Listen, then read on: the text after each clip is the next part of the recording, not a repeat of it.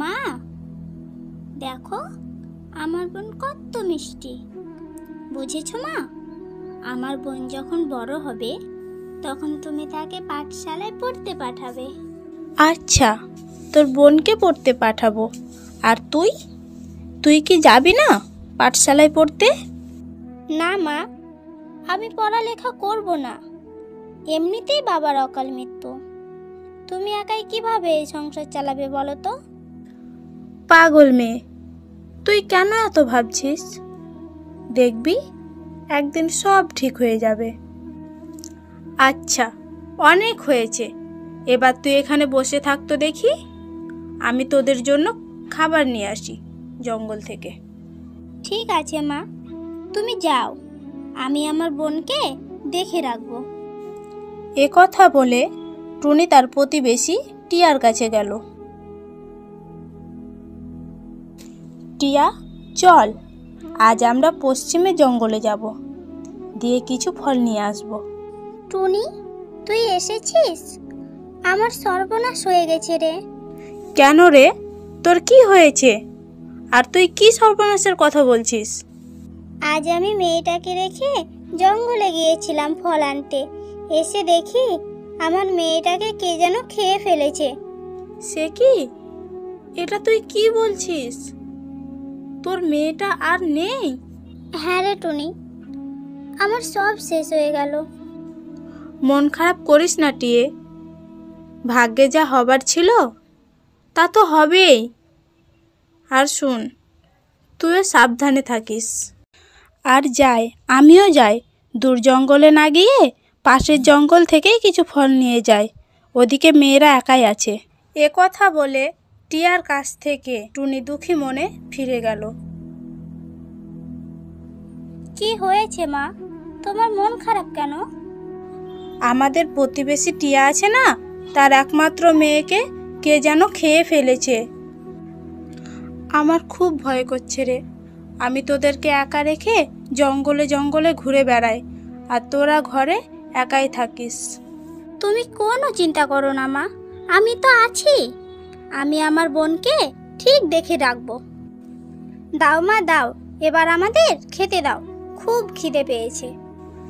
হ্যাঁ রে মা, এই নে, খেয়ে নে। এরপর তারা খাওয়া দাওয়া শেষ করে ঘুমিয়ে পড়ল।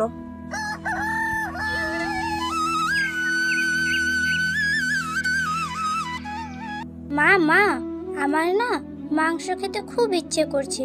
তুমি আজকে মাংস নিয়ে আসবে মা, রান্না করে খাবো। পাগল মেয়ে আমার, তুই মাংস খাবি আর আমি নিয়ে আসবো না? তুই তোর বোনকে দেখে রাখ, আমি মাংস কিনে আনি। কোথাও যাস না জানো? তুমি চিন্তা করো না মা, আমি আমার বোনকে ঠিক দেখে রাখবো।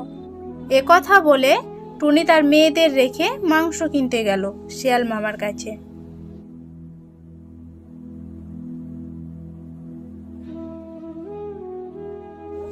মামা মামা, আমাকে মাংস দাও তো। এই সুযোগ, এই ফাঁকে আমি টুনির মেয়েটাকে খেয়ে আসি। বলছি টুনি, তুমি বরং একটু অপেক্ষা করো, এগুলো তো বাসি মাংস, আমি তোমার জন্য টাটকা মাংস নিয়ে আসছি। ঠিক আছে মামা, তুমি যাও, আমি অপেক্ষা করছি। হ্যাঁ, তুমি অপেক্ষা করো, আমার একটু দেরি হতে পারে। এ কথা বলে শিয়াল রওনা দিল টুনির বাড়ির উদ্দেশ্যে, এবং সে ভাবতে লাগলো আজ তার দুই মেয়েকেই খেয়ে ফেলবে। আর অন্যদিকে টুনটুনি, মা কেন যে আসছে না, খুব খিদেও পেয়েছে। যাই, বাইরে যাই, বাইরে থেকে একটা ফল খেয়ে আসি।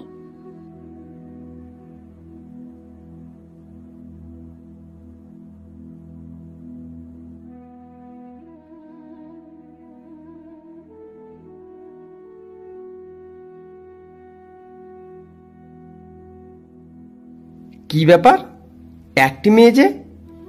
বড় মেয়ে কোথায় গেছে?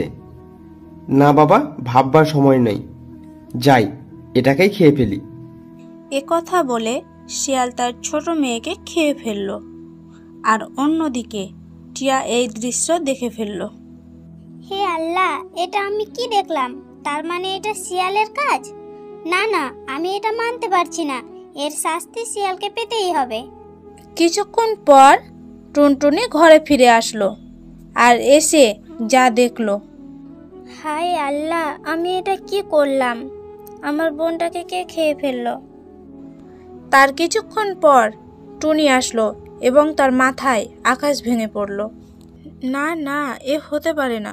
টুনটুনি, তুই তোর বোনটাকে দেখে রাখতে পারলি না? আমার খুব খিদে পেয়েছিল মা, তাই আমি একটু বাইরে গেছিলাম ফল খেতে, আর এসে দেখি আমার বোনটাকে কে খেয়ে ফেলেছে। তারপর টিয়া আসলো।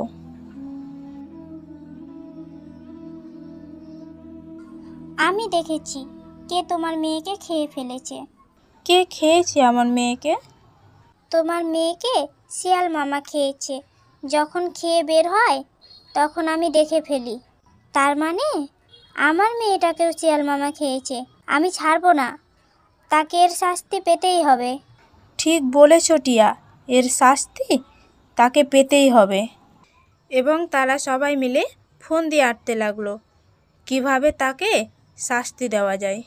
টুনি, তুই যা মাংস কিনতে, আমি এদিকটা দেখছি। ঠিক আছে, আমি যাচ্ছি। আর শোন, সাবধানে কাজটা করিস যেন।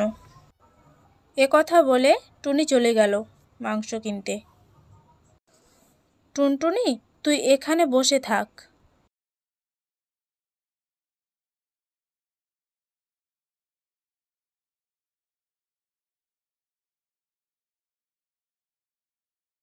শিয়াল মামা, আমাকে মাংস দিন তো।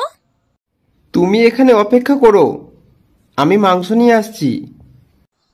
শিয়াল এই সুযোগে বেরিয়ে পড়ল এবং টুনিও তার পেছু নিল।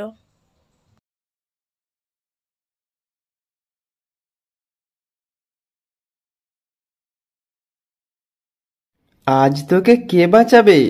আমি তোকে খেয়ে ফেলবো। মা মা, আমাকে বাঁচাও। তখন টিয়া আর টনি বেরিয়ে আসলো। কি, তুই আমার মেয়েকে খাবি? এতদিন তুই আমাদের মেয়েকে খেয়ে ফেলেছিস। আর নয়, আজ তোকে উচিত শিক্ষা দেব। বাঁচাও বাঁচাও, কে কোথায় আছো? বাঁচাও, টুনি যে আমার লেজটা কেটে দিল। এক জঙ্গলে বাস করত টোনা ও টুনি এবং তাদের একমাত্র মেয়ে টুনটুনি। টুনটুনি, সে কি রে মা, এখনো খাসনি? সেই সকাল থেকে কিছু খাসনি, দুটো খেয়ে নে মা। না, আমি খাবো না। আগে বলো, আমাকে পাঠশালায় পড়তে পাঠাবে। সবাই শিয়াল পণ্ডিতের কাছে পড়তে যাচ্ছে, শুধু আমিই যাচ্ছি না। আচ্ছা, তোর বাবা আসুক, আমি আজকেই বলবো যে তুই পাঠশালায় যেতে চাস। এবার তো খেয়ে নে। সত্যি বলছো মা? আচ্ছা দাও, আমি খেয়ে নিচ্ছি। তারপর টুনটুনি খাওয়া শুরু করলো এবং তার কিছুক্ষণ পরেই তার বাবা টোনা আসলো। তোমার মেয়ে টুনটুনি, সে পাঠশালায় যেতে চায়। আরে, সে তো ভালো কথা। আমি কালকেই পাঠশালায় রেখে আসবো শিয়াল পণ্ডিতের কাছে। তার পরের দিন টোনা টুনটুনিকে পাঠশালায় নিয়ে গেল শিয়াল পণ্ডিতের কাছে। ইহে টোনা, কি খবর? কি মনে করে আমার কাছে?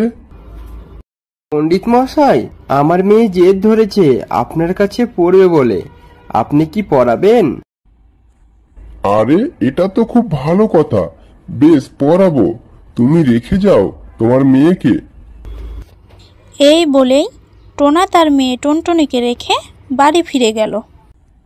বলো, A for apple, B for ball. আচ্ছা স্যার, আপেল কি? ও মা, তুমি জানো না আপেল কি? তুমি কি কোনোদিন খাওনি? হ্যাঁ স্যার, আমি কোনোদিনও আপেল খাইনি। আচ্ছা আচ্ছা।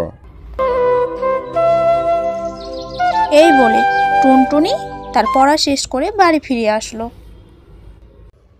বাবা বাবা, আমি আপেল খাবো। কি বললি মা? আপেল খাবি? কিন্তু আমি এ অসময়ে আপেল কোথায় পাবো? না বাবা, আমি জানি না, আমি আপেল খাবই। দেখো না এই জঙ্গলে কোথাও পাও কি না, মেয়েটা এত করে খাবো বলছে।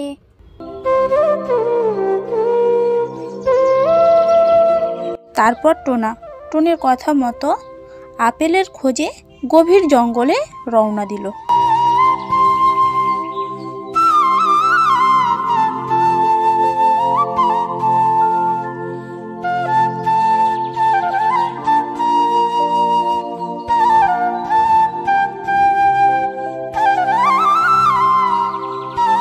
খুঁজেও তো পাচ্ছি না আপেল গাছ, আর এদিকে মেয়েটাও খেতে চেয়েছে। দেখি আর একটু খুঁজি, পাই কি না।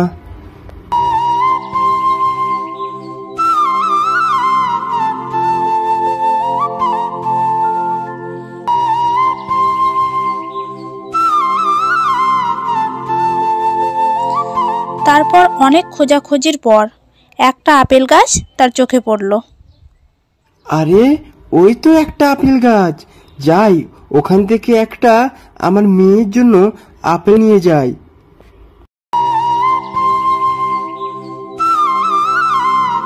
তারপর ওখান থেকে একটা আপেল নিয়ে বাড়ি ফিরে গেল এবং তার মেয়ে টুনটুনিকে দিল।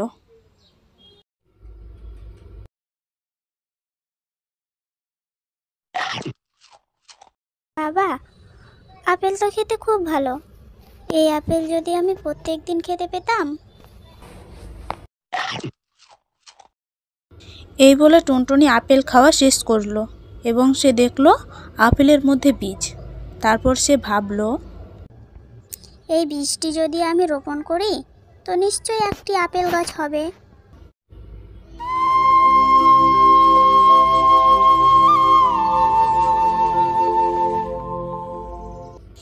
এই বলে টুনটুনি বীজটি রোপণ করলো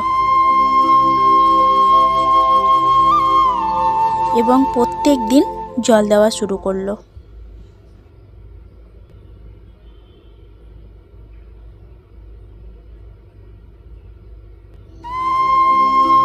এবং কয়েকদিন পর সে দেখলো আপেল গাছটি বড় হয়ে আপেল ধরেছে। বাবা, মা, দেখো আমাদের আপেল গাছে আপেল ধরেছে। এবার আমি প্রত্যেক দিন আপেল খেতে পারবো। কি মজা! টুনটুনির কথা শুনে টোনা ও টুনি বাইরে আসলো এবং তারা এটা দেখে খুব খুশি হলো।